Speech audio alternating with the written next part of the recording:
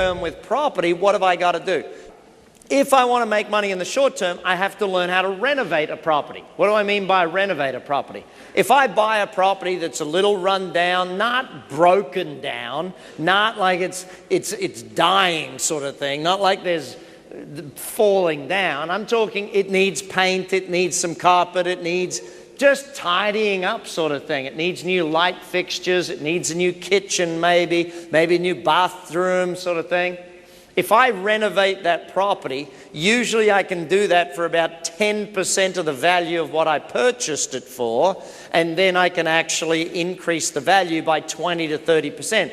Because if I give it new paint, new carpet, new light fittings, and maybe a new kitchen or maybe a new bathroom, will my rent go up, yes or no?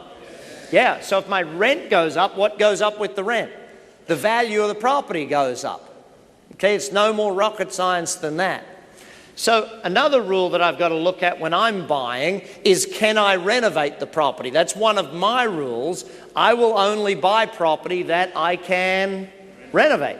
I don't want to buy property that is brand new. I just don't want to buy it. I want to buy something that's run down a little bit. I also have another rule. I'm only going to buy if they need to sell. I don't want to buy if they don't need to sell. If they need to sell, they're going to take less money for it. Okay? So they need the money. I don't need the property. Guess what? There'll be another property available for sale when? In about half an hour. Does that make sense? Every half hour there's another one. And another one, and another one. They keep coming up. So don't get greedy. Don't get impatient. One of the keys to being a great investor is patience. Waiting for a great deal. See, if you take an average deal, your money's tied up when the great deal comes along. Wait for a great deal, do a great deal, not an average deal. Now, ultimately, we need to then learn how to redraw against it. So, well, let me put that one real simple. I'll just show you the basics of the math on this. If I buy a piece of property, my loan is usually 80% of the value is the loan, and 20% of the value is cash. Now, some parts of the world you'll have to do that differently and all sorts of things, but that's the average around the world of where things operate. When this property goes up in value over 10 years and it doubles over 10 years, okay, so let's say the property, I'll use simple numbers, let's say it was worth 200,000. Or 200 million, you can do whatever way you want to do the numbers. So I've borrowed how much? Let's make it 250 so the math is easy. I've borrowed 200.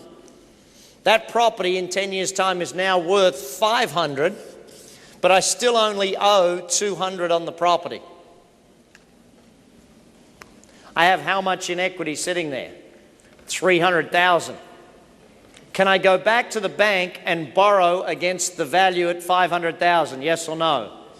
Yeah, I can. Has rent gone up over the 10 years to increase my ability to pay back the loan? Yes or no? Rent has gone up over 10 years. So, I borrow up to 80% again. I borrow 400,000. I pay back the 200. I'm left with how much in my back pocket? 200,000. What do I then do with that 200,000? I now have 2 deposits for 2 more properties.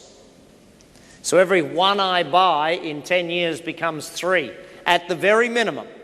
That's at a minimum. If you don't know how to, if you learn how to buy well, can I teach you how to buy a property for about 80% of what it's actually valued at? Yes or no?